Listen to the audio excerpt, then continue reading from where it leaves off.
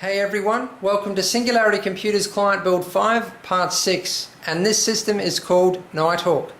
As you can see, the system is now up and running. Nighthawk has now passed all of the testing and validation. The first part of this testing is the 8-hour leak test to validate the water cooling loop. I then move on to 48 hours of stability testing for the CPU, memory and graphics cards. Then if the client wants me to do a factory overclock, I go through all of the stability testing again to validate the overclock. And in this case, the client wants me to take the system to the maximum. Okay, so in this part of the build log, I'm going to be giving you a good look around the system and talking about anything that I haven't already mentioned. So I'm going to be giving you a lot of information in this video. There's going to be a lot of talking. I was intending for this to be the last part of the build log, but it turns out there's still too much for me to cover. I mean, I still need to go through all of the performance and temperature results, and I want to add something extra to this build log. I want to take you through part of the process of overclocking. So it's something new that I'd like to do in future in my build logs. Well, at least when the client requests a factory overclock. So there will be a part 7, and yeah, part 7 is going to be all about the performance and temperature results, the overclocking, and showing you the finished product. Okay, at this point in time, the system is almost complete. There's literally only minutes of work left to do. Some of you might have noticed that I haven't yet installed all of the LEDs into the water blocks. And this is because I've actually been having trouble with the LEDs that I had in stock. You can see here that one LED is working and one is not. So I'm replacing all of the LEDs with a different brand, of course. They are going to be arriving today, and then I'll be able to replace all of those. The other little thing that I need to do is the client had a spare SSD, and he actually sent that up to me. He would like me to install it into this system. So I just need to install that SSD and then the system is complete. So now I'm going to take you around and show you the rest of the wiring. I'm also going to answer some of the questions from part 5. So I already showed you that I've plugged in all of the 8-pin PCIe power to the graphics cards. I also have plugged in the 24-pin motherboard power and the 2 3-pins to read off the pump RPMs. You can see one in there, and there's another one just there. I've also plugged in the 8-pin and 4-pin CPU power, and you can see all the LED wiring there, but they are all going to be removed and replaced. As I said, I've plugged in the extra power to the motherboard, so the 6-pin PCIe and also the 4-pin floppy for extra power to the PCI Express slots and also the DIMM slots. The reason I did that, it's definitely necessary with this system because I'm overclocking the CPU heavily, possibly the memory as well. I'm definitely going to be overclocking the graphics cards. It's a quad GPU configuration, so yeah, I definitely thought it was necessary to run extra power to the motherboard. So I've also already shown you the noise blocker PL2 that I have running up here, and I've just plugged that in here. So this is the same fan that I have running on the two GTS 240 radiators, the one in the 5.25 inch bays and the one in the bottom compartment. This crossfire bridge is just perfect for this system. It came with the Rampage 4 Extreme. It matches the color scheme. I actually put this Silverstone case badge here. It came with the case, and I've put another one around here. Now, I've had a number of questions surrounding the EKFC bridge. People are wondering why I didn't use BitsPower Crystal Link on the graphics cards to match up with the BitsPower Crystal Link that I used to tube up the water blocks on the motherboard. The reason is because these graphics cards are 6990s. They're the longest graphics cards on the planet, and with water blocks on them, they are extremely heavy. This means that there is a lot of leverage on this point. And if you look at Bits Power Crystal Link, this plastic tube only goes into these fittings about 3 to 4 millimeters, maybe 5 millimeters maximum. So it wouldn't be hard to move the graphics cards, 3 to 4 millimeters, and if that happened, then obviously you have a catastrophic leak from the water cooling system. It's going to do damage potentially to the motherboard and the graphics cards. Now, because I'm going to be shipping this system long distances, there was absolutely no question about it. I had to use the EKFC bridge. But even if I wasn't going to be shipping the system, with this configuration, I would still use the EKFC bridge for this reason. So I didn't use it for aesthetics, I used it for practical purposes. And I recommend that with any dual GPU graphics card configuration, you take this into consideration. But I really don't think the aesthetics of the EKFC bridge are too bad. I mean, it matches up with the color scheme, and if you look at all of the EK logos on the water blocks, so there's 5 water blocks there. You've got the one here, here, here, the CPU water block and the MOSFET water block. If you look at all the EK logos, they're all pointing in the same direction, and it matches up with the EK logo on the FC bridge. So yeah, I guess all of the EK components match up nicely. So moving on, I have the front panel connectors all plugged in, which I did before, but something that I've changed, I've put heat shrink on both the front panel audio connector and the front panel USB connector. Now, the reason I did this is because by default there's about 1 inch of multicolored wiring exposed on both of these cables.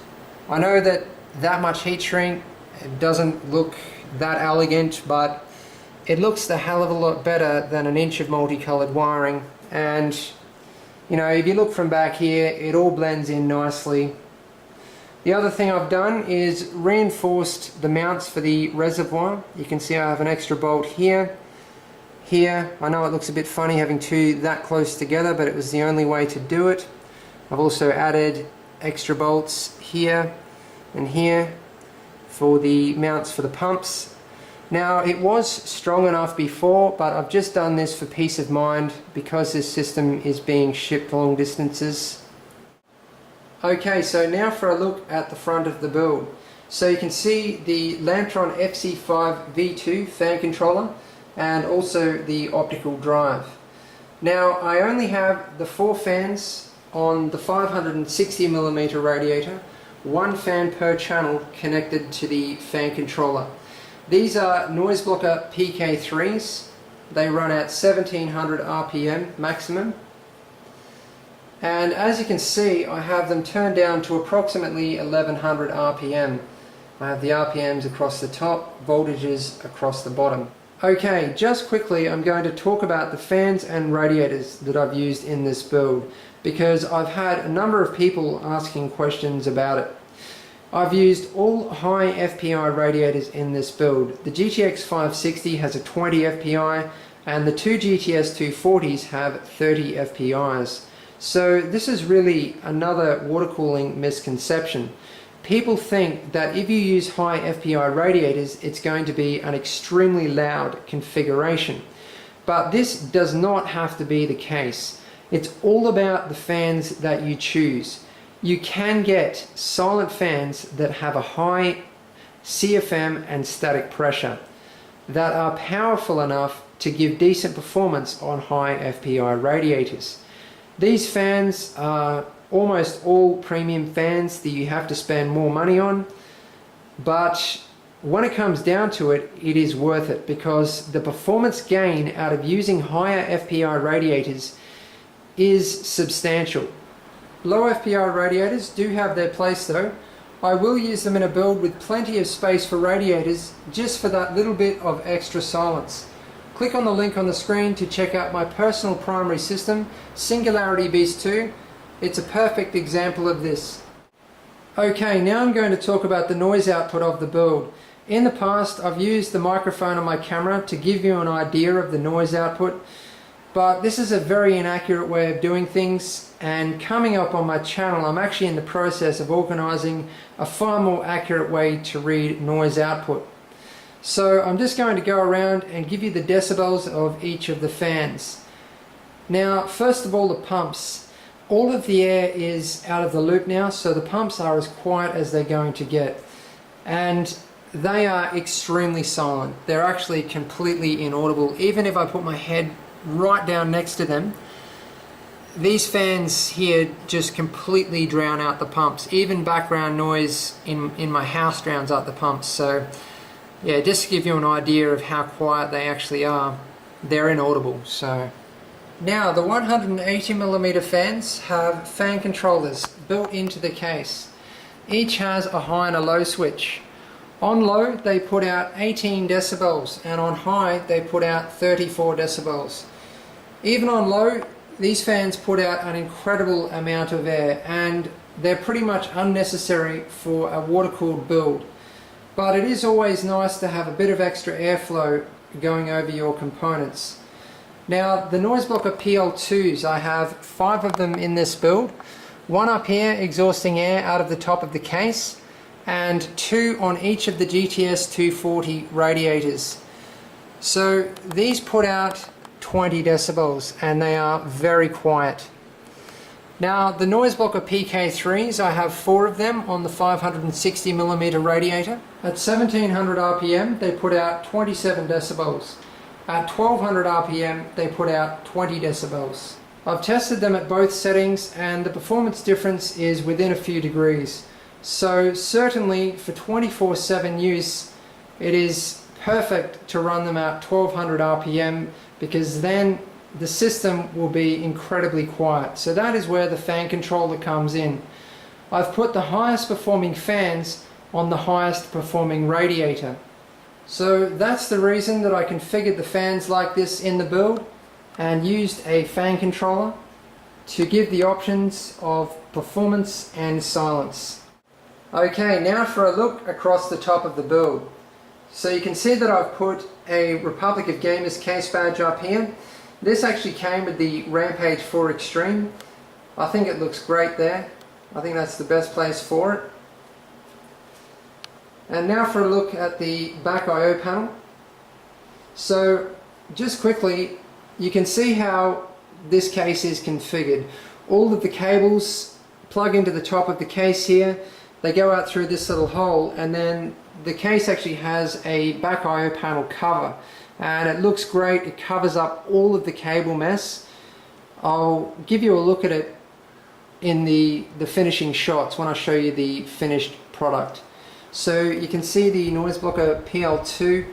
It looks great with the ModSmart black fan grill. So I replaced the default configuration here, which was a silver fan grill and a Silverstone fan. Now for a look at how I've configured the front panel USB 3. So this case by default comes with a USB 3 pass-through. Normally I hate USB 3 pass-throughs. I think they're horrible. But with this case, it's really not a problem, because the back I/O panel has been moved from the back to the top, because you can see that the USB 3 ports are just there. So the cable only, the wiring only needs to go from there. You can see it comes through that hole and plug into the back of the motherboard.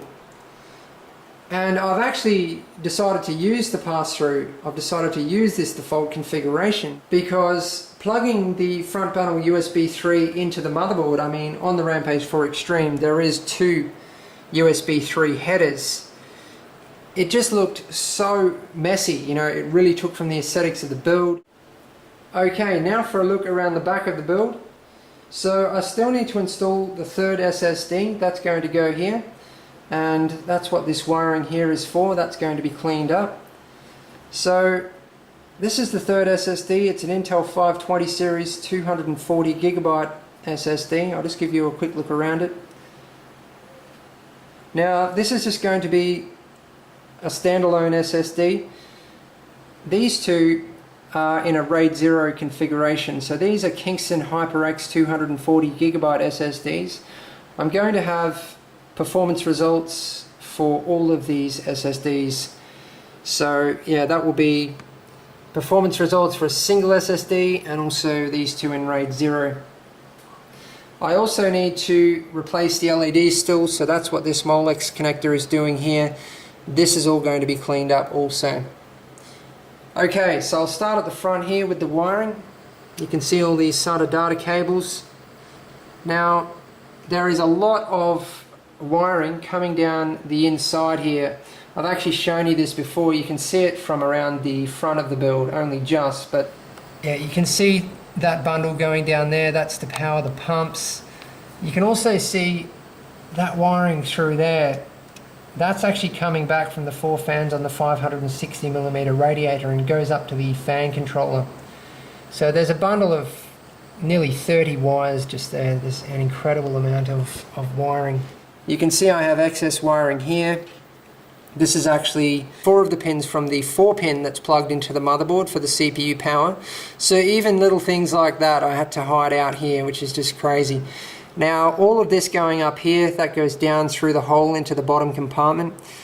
There's actually so much wiring going down through that hole that I can't fit another single strand of wiring down through there. It is so tightly jam-packed because I have all of the, the 4 8-pin PCIe going to the graphics cards, the 24-pin motherboard power, and then coming up the back here, I have the extra power to the motherboard, which is a 6-pin PCIe, you can see it just there, and also a 4-pin floppy connector. Also an 8-pin EPS and another 4-pin ATX for the CPU power. And then there's the lighting, so that's what all this big bundle here is for. That goes up into there. So you can see that the Corsair AX1200 solved my problems, because the problem that I had with the Silverstone Strider 1500 watt was that it covered up this hole here, and as I said, that hole is jam-packed with wiring. I really needed that. If that was covered up, if I had have stuck with the 1500 watt Strider, the only way to run the wiring would have been up through this hole here, and you can imagine the mess having all of the wiring going across the front of the motherboard. It would have been terrible. So yeah, seriously, the only way to build this system was to use a power supply that didn't cover up this hole. Okay, now for a look at the wiring in the bottom compartment. Now I have no doubt there's going to be those of you that are going to say that this is going to block airflow, that it's disastrous and all of that. But I have a lot to say about this. First of all, this is the only place to hide wiring in this case, because that is how this case is designed. It's not designed so that you can hide wiring behind the motherboard tray like most cases. So the other thing is, just think about how much wiring you normally see behind the motherboard tray in a high-end water-cooled build. I mean, you have wiring for all of the hardware, for the pumps, the lighting, the fans.